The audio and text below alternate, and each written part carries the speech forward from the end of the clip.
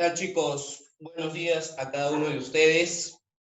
El día de hoy vamos a hacer un pequeño repaso en función de lo que hemos venido trabajando en nuestros temas. Recuerda que el tema que hemos venido trabajando son números primos, ¿no? Prácticamente el estudio de los números primos, que viene a ser los números primos en sí, los números PESI, la cantidad de divisores, ¿correcto? Y te he puesto acá la parte teórica, para que tú puedas tener, digamos, una mejor idea de lo que hemos venido trabajando. ¿Sí? Te he puesto por acá las definiciones, con qué otro nombre se le conoce, el algoritmo de los números primos que ya te expliqué. También te he puesto por acá la criba de Eratóstenes, que es muy usada. Te he puesto números simples, números compuestos, los números PESI. Acá vamos a hacer un pequeño paréntesis porque también se puede estudiar los números PESI de 2 en 2, que más adelante vamos a ver. La tabla de divisores, que también hemos trabajado ejercicios, y nuestras fórmulas de cantidad de divisores, a través de sabiendo la cantidad de divisores primos, compuestos y la unidad, y también a través de la descomposición canónica.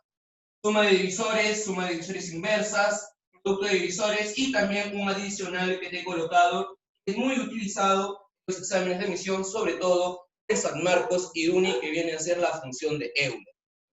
Muy bien, chicos. A ver, listo, ahora sí, ya teniendo bien claro lo que vamos a trabajar el día de hoy, y vamos a dar un pequeño inicio entonces, y voy a explicarte paso a paso en qué va a tratar, en qué va a consistir pues, el tema. ¿Ya? ¿Tienes alguna consulta, alguna pregunta? Sería bueno que estés ahí escribiendo en los comentarios para poder ayudarte y explicarte un poco mejor. Recuerda lo que se trata el día de hoy, jovencito, es repotenciar los conocimientos que ya hemos tenido en clase. Vamos a comenzar con lo básico. Vamos a estudiar, jovencitos y señorita, qué es un número primo. ¿Estamos? ¿Qué es un número primo, profesor? Pues un número primo son aquellos números, jovencito y señorita, que solo poseen dos divisores, como me dice acá mi parte teórica, ¿no? Son los números que tienen solo dos divisores, y acá te lo he puesto de otro color para que tú lo puedas observar y te lo puedas grabar. Solo, profesor, posee dos divisores. Y, profesor, ¿cuáles son esos dos divisores que posee mi número, no? Profesor, es la unidad, o sea, el número 1 en sí mismo. ¿Correcto? Por ejemplo, digo el número 3, solo se puede dividir entre la unidad 3 entre 1, me sale de forma exacta, y se puede dividir de forma exacta entre sí mismo. 3 entre 3, respuesta 1 con residuo 0, señores. Es una división exacta. Entonces, vemos que solo posee dos divisores, por lo tanto, jovencito, señorita, es un número primo. Bien, ¿con qué otro nombre, jóvenes y señoritas, se le conoce el número primo? Y esto es importante. ¿Por qué? Porque en exámenes de admisión no te dicen números primos. Ha habido muchos exámenes de admisión en el área de aritmética. No te dice los números primos, sino te dicen los primos absolutos. Por lo tanto, ¿qué significa primos absolutos? Pues te está diciendo, en otras palabras, los números primos. Profesor, ¿y por qué absolutos? Porque más adelante vas a ver los números primos relativos, que no es lo mismo a números primos. Vamos a verlo más adelante. Ahora, recuerda que para yo tener la certeza, la seguridad, la plena confianza, jovencito, de que un número es primo o no lo es, lo único que debo de recurrir es ¿a quién? Es el algoritmo. El algoritmo lo hemos estudiado. Recuerda, paso número 1, sacar la raíz cuadrada. Saco la raíz cuadrada de mi número. Paso número 2, voy a tener simplemente la parte entera de mi raíz cuadrada del resultado. Voy a buscar todos los números primos menores de él, ¿sí? A ver qué nos dice. Buscar los números primos menores o igual al resultado, ¿no? ¿Sí? Entonces, por ejemplo, si yo tengo el número 113, ¿no? 113, raíz cuadrada aproximada, 10, algo, ¿sí o no? Entonces tú agarras ese 10, buscas todos los números primos menores que él. Profesor, números primos menores que 10, ¿quiénes son? Empezamos. El 7, más el 5, el 3 y el 2. Ese es el segundo paso. Primer paso, le sacas la raíz cuadrada. Segundo paso, buscas los números primos. El tercer paso, jovencito, ¿qué vas a hacer? Vas a dividir el número, en este caso, te dije 110, si no me equivoco, ¿no? Entre todos los primos que empezamos desde el menor. Profesor, entonces lo comienzo a dividir 110 entre 2, ¿sí o no? Mira, ve, si tú te das cuenta, 110 entre, o 113 te dije, ¿no? 113 entre 2, no se puede. Entonces descartado hasta el momento. Vamos con el número 3. ¿Se podrá dividir 113 entre 3? No se puede. Entonces de ahí también descartado. Profesor, entre 5, 113, ¿se puede dividir entre 5? No, ¿verdad?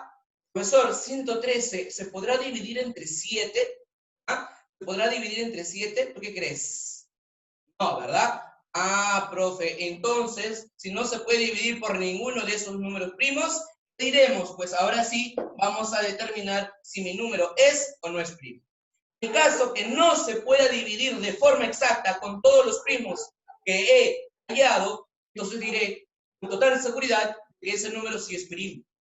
Pero si se puede dividir con al menos uno de ellos, entonces voy a tener la seguridad de que ese número es un número no primo. Correcto, es un número no primo. Muy bien. Ahora, profesor, otra forma de saber los números primos es a través de la criba de Eratóstenes, pero esto es, digamos, un poco más trabajoso, ¿no? Esto es un poco más trabajoso, pero de todas maneras se utiliza. Oye, profesor, ¿en qué consiste la criba de Eratóstenes? ¿Ya? La criba de Eratóstenes, jovencito, es simplemente un salto, ¿no? Un salto de n en n. Profesor, ¿cómo un salto de n en n? Vas a empezar de la siguiente manera. A ver, agarras y dices 2, muy bien, voy a saltar de n en n, o sea, 2 más 2, 4. ¿Qué agarras? Pues descartas el 4, se va el 4. Sigues avanzando de n en n, o sea, 2 más 2 más 2 se va el 6, más 2 se va el 8, más 2 se va el 10, más 2 el 12, se va el 14, más 2 16, más 2 18, más 2 20, más 2 22, más 2 24, más 2 26, más 2 28, más 2 30, más 2 32, más 2 34, más 2 36, más 2 38, más 2 40, más 2 42, 44, 46, 48 y así sucesivamente. Una vez que ya has eliminado esos factores, ahora vas con el siguiente. ¿Qué le sigue el 2? El 3. Entonces vas de n en n, en esta ocasión de 3 en 3. 3 más 3, 6. El 6 está eliminado. 6 más 3, 9. 9 más 3, 12. 12 más 3, 15. 18. 21. 24. 27. 30. 33. 36. 39. 42. 45. 41. Y así sucesivamente. Ahora, profesor, de 4 en 4 no, pues porque el 4 ya está tachado, entonces de 4 en 4 ya no. Profe, de 5 en 5, porque ahora me queda el 5, ¿sí o no? De n en n, recuerda. 5 más 5, 10, 10 más 5, 15, 15 más 5, 20, 20 más 5, 25. Descartamos el 25, 25 más 5, 30, 30 más 5, 35, descartamos el 35, 35 más 5, 40, 40 más 5, 45, y así sucesivamente voy descartando. Profesor, luego sigue de 7 en 7. 7 más 7, 14, 21, ¿no? 28, 35, 42, 41. Voy descartando, voy eliminando.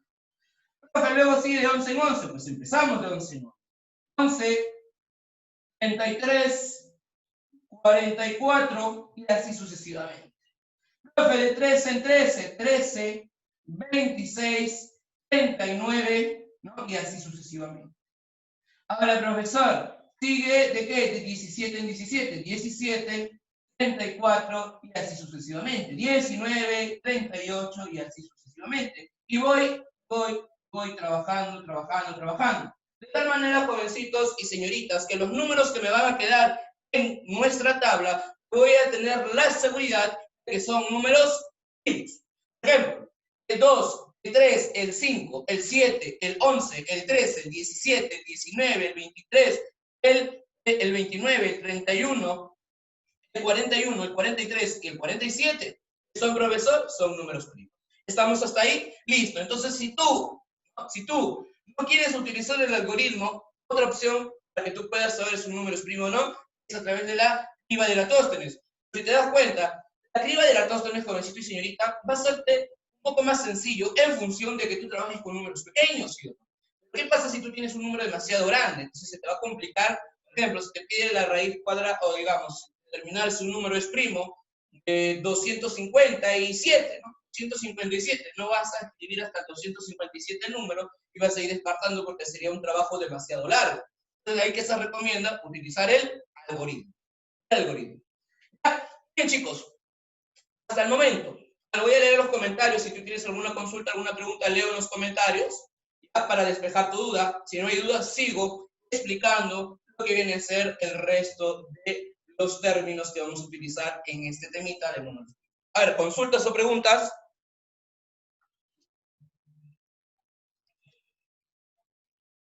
Ah, perfecto, muy bien, chicos. Pregunten, no tengo miedo de preguntar. La clase el día de hoy es para hacer un repaso, jóvenes. ¿Ya? A ver, números simples.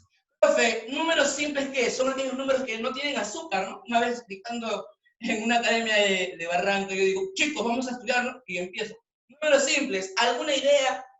Profe, por allá atrás, números simples son los que no tienen azúcar, me dijeron. No se comenzaron a reír. No, números simples no es eso. Números simples son aquellos conjuntos o aquel conjunto de números que va a poseer dos cosas importantes. Primero, que va a estar conformado por la unidad, o sea, por el número 1. Lo segundo, también va a estar conformado por los números primos. En otras palabras, es la unión, es el conjunto de dos cosas importantes, la unidad y los números primos. ¿Correcto?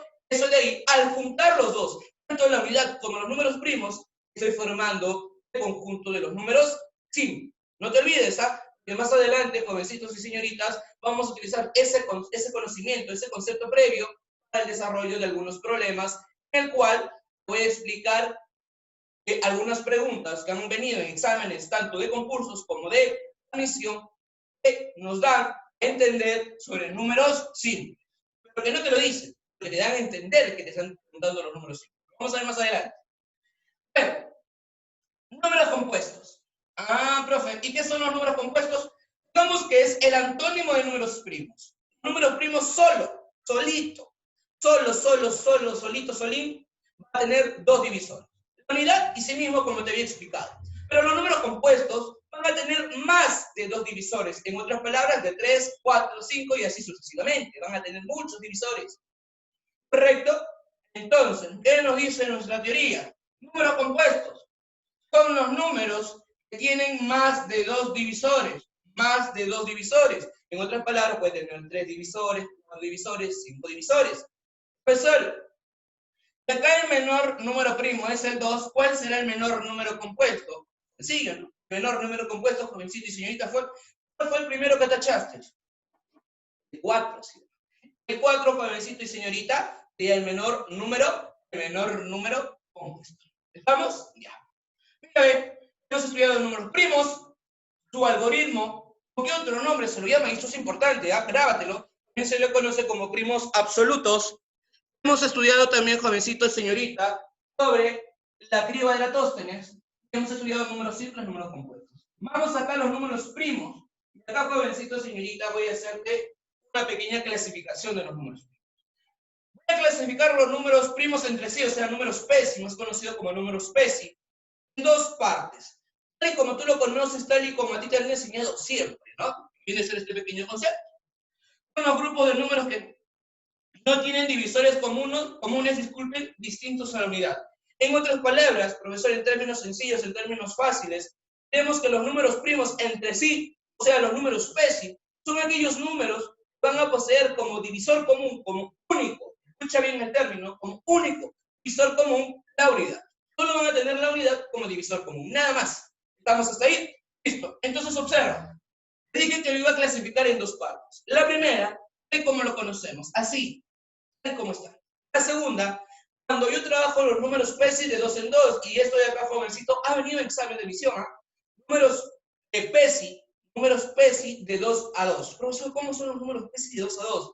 Los números PESI de 2 a 2, jovencito y señorita, son aquellos números que voy a trabajar de 2 en 2, como su mismo nombre lo dice.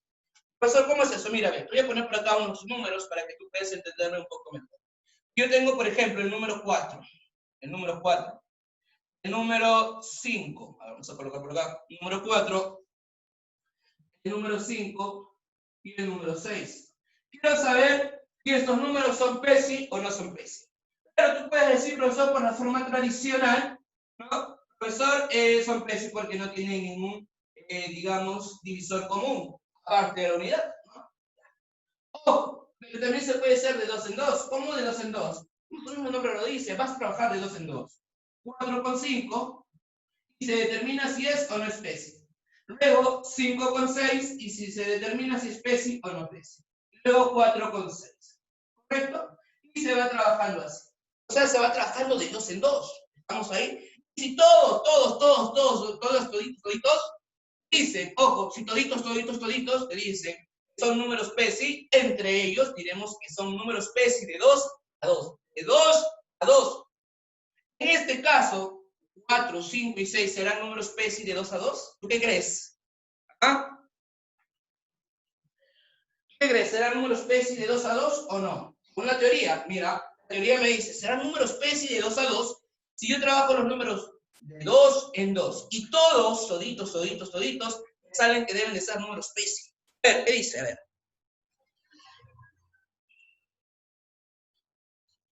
Ah, perfecto. Esta es una pregunta, ¿no? Si no me equivoco, es una pregunta que está en la tarea, ¿no? Profesor, si un problema te dice, hay el residuo de dividir los mn primeros números primos entre 52, ¿cómo se resuelve?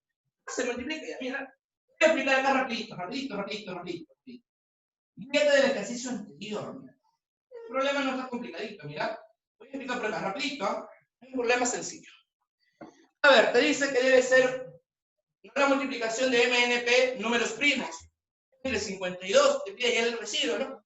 Profesor, vamos a hacerlo por acá nada más. Ya, te voy a dar por acá una idea para resolver ese problema. Y son entre 52, entonces tú tienes que descomponer el número 52 de tal manera que tú al momento de trabajar con tus números primos encuentres ese 52. Bueno, profesor,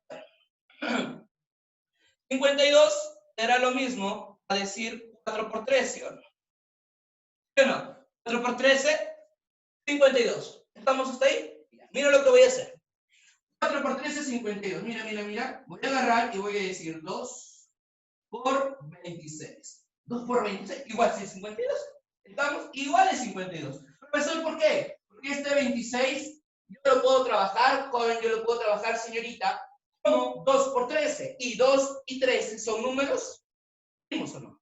2 y 13 son números primos. Entonces, si me dicen la multiplicación de los MNP, primeros números primos, entre 52, muy bien, voy a multiplicar, ¿no? Multiplico 2 por 3 por 5, así hasta llegar al 13. Voy a agarrar este 2, voy a agarrar este 13 y voy a decir 26. 26. Multiplicado. Recuerda lo que te había explicado en las clases anteriores. Si son números primos, con excepción del número 2, los demás números primos, ¿cómo son? Impares.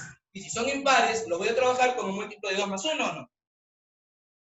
Por múltiplo de 2 más 1. Elevado. Profesor, son MNP primeros números. Yo le estoy quitando 2. No, le estoy quitándole 2. No me importa. Ayer vas a entender por qué no me importa el exponente. Ahora vas a entender por qué no me importa el exponente. ¿Por qué no me importa el exponente, profesor? Recuerda la teoría. Si tú conoces la teoría, jovencito, si tú conoces la teoría, señorita, los problemas son sencillos. Por eso siempre digo a los chicos, jovencito, señorita, antes de ir a resolver problemas, domíname la teoría. El alumno que domina la teoría tiene una alta probabilidad que resuelva ese problema o una alta probabilidad que lo resuelva más rápido sin conocer la teoría. Profesor, ¿cómo sería esto? Recuerda algo, vamos a hacer un pequeño, digamos, vamos a recordar un poquito. Múltiplo de 2 más 1 elevado a la x, pues utiliza una propiedad, ¿no? Profe, ¿qué propiedad? Ya me olvidé. Pensando en ella, profe, me he olvidado. Esta propiedad. Múltiplo de n más un residuo, todo eso elevado a la k. ¿Qué dice? Ah, profe, ya recordé. Esto será igual a ¿quién? A múltiplo de n más r a la k, ¿o no? ¿Estamos hasta ahí? Ya. Pero mírame, ¿qué sucede, joven? ¿Qué sucede, señorita? Cuando el residuo es 1. Ah, profe, cuando el residuo es 1, 1 a la k, ¿cuánto es? 1. ¿O no? 1 elevado a cualquier exponente, ¿es 1 sí o no? Claro que sí. Ah, profe, entonces lo que usted me está queriendo decir, ¿no? Lo que usted me está queriendo decir es que no importa el exponente, siempre me va a quedar un múltiplo de n más 1. Ah, entonces acá, profe, no importa el exponente, siempre me va a quedar un múltiplo de 2 más 1. Ingresa, 26 por múltiplo de 2, múltiplo de 52, ya tengo. Más 26, y recuerda que ese más 26 ahora se va a convertir en residuo. Entonces la respuesta de ese ejercicio, jovencito, señorita, sería el residuo que te arroja al momento de multiplicar los MNP, primeros números primos, entre 52, será 26, porque quedaría 26 por 1. A ver, ¿ahora sí quedó claro o no quedó claro cómo se resuelve ese problemita? Sí, espero que sí. Bueno, continuamos. Nos quedamos en números PESI de 2 en 2, ¿no? Nos quedamos en números PESI de 2 en 2. Listo, listo, listo. Ya te expliqué qué consisten los números PESI de 2 en 2. Como su mismo nombre lo indica, como su mismo nombre lo dice, el profesor puede trabajar de 2 en 2. Puede trabajar de 2 en 2. Los números PESI, jovencitos y señoritas, reciben otros dos nombres. Dije bien claro. Los números primos tales como están, tales y como están, se van a llamar como números primos absolutos. Absolutos. Pero los números PESI van a ser llamados como números primos, pero relativos. Los absolutos son los primos normales. Son los números primos. Primos normales, primos absolutos. Los números PESI se van a denominar primos relativos. Primos relativos. También recibe otro nombre los números PESI. ¿Qué otro nombre, profe, reciben los números PESI? Los números PESI reciben el nombre de coprimos. Y ese datito, ese nombre adicional que se le da, jóvenes y señoritas, grábatelo en la mente. Grábatelo en la mente. Porque en Lima es muy utilizado ese término, coprimo. Si empiezas a postular por allá, por Lima, por San Marcos, por UNI, ¿no? Entonces, jovencitos, grábate ese término. Algunos, muchos, en esos exámenes de admisión, utilizan el término números primos entre sí, no utilizan el término coprimos. ¿No? Coprimos, ¿qué significa coprimos? Números, ¿estamos? Solamente que con otro nombre, nada más, pero es lo mismo. A ver, ahí está, son llamados también números primos relativos o coprimos. Vamos a la tabla de divisores. Profesor, ¿y en qué consiste la tabla de divisores? Mira, ve, profe, la tabla de divisores consiste en lo siguiente. ¿Para qué sirve, no? ¿Para qué sirve, profe, esto de acá? La tabla de divisores, jovencitos, como su mismo nombre lo dice, es para hallar los divisores. ¿Correcto? Para hallar los divisores. Te puedo acá un ejemplito. 72. Tengo que hacer la primera parte, la descomposición canónica. Profesor, ¿qué es la descomposición canónica? Recuerda que es buscar mi número, componerlo en función de números primos, ¿no? En función de números primos. Ahora, 72 es 8 por 9. Y 8 es 2 al cubo. Ahí está. Y 9 es 3 al cuadrado. Tengo los números, digamos, primos aquí. Ojo, antes que me olvide, vuelvo a repetir los datos que te brindé en la clase. Vuelvo a repetir esos datos. Dato número 1, el número 2 es el único número par que es primo. Segundo dato, los únicos números consecutivos primos son los números 2 y 3, nada más. No hay otros números consecutivos que a la vez sean primos, solamente el 2 y el 3. Y un último dato que, bueno, tú ya lo debes de conocer porque se trabaja de esa forma cuando trabajamos números primos. Los números primos son infinitos. Los números primos son infinitos. Muy bien. Ahora, profesor, ya. Tengo acá descompuesto canónicamente, la descomposición canónica es C, la descomposición canónica, en función de 2 y en función de 3. ¿Qué es lo que vas a hacer? Agarras el 2,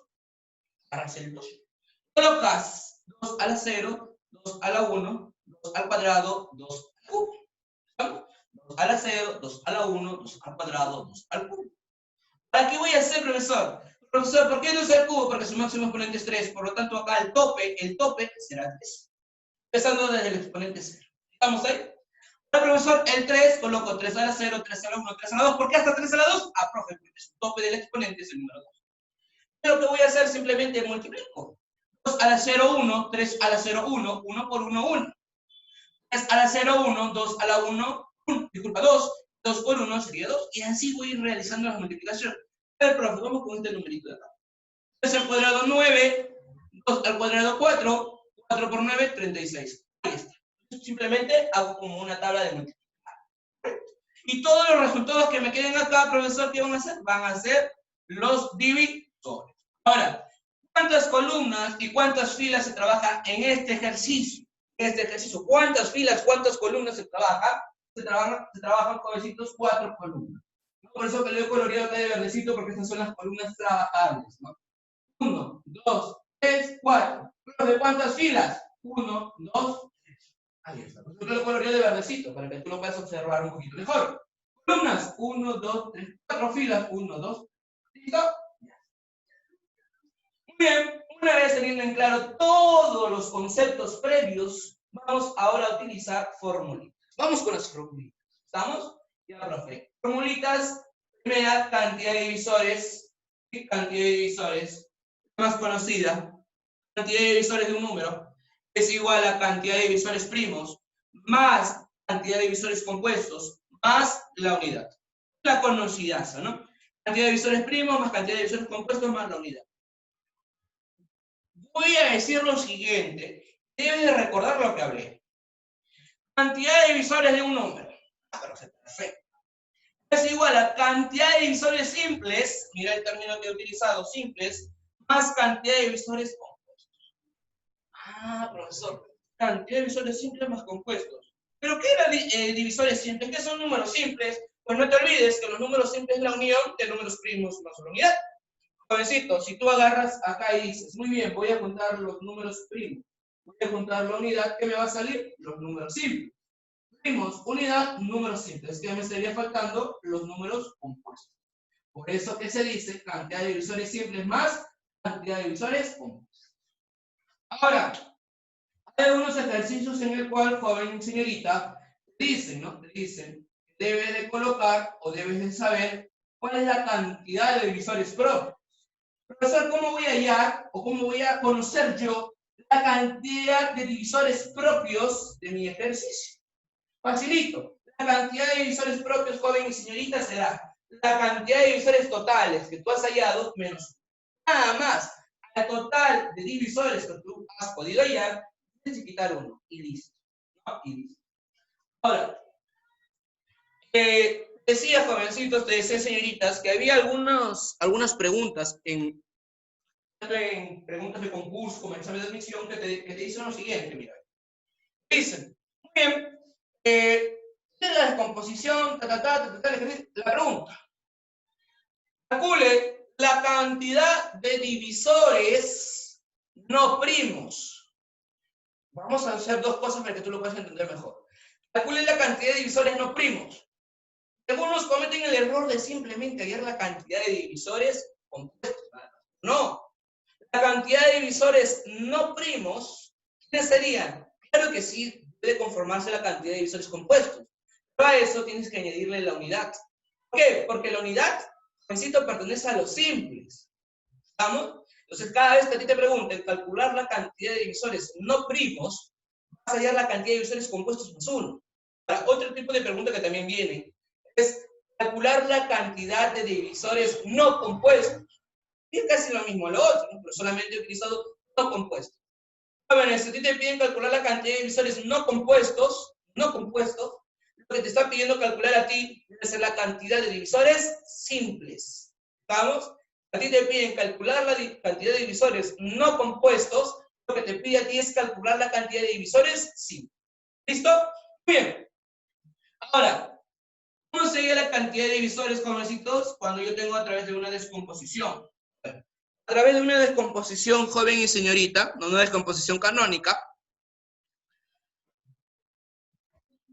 ¿listo? A través de una descomposición canónica quedaría A a la alfa por B a la beta por C a la tita. Recuerda, en una descomposición canónica, las bases tienen que ser números primos. Las bases tienen que ser números primos.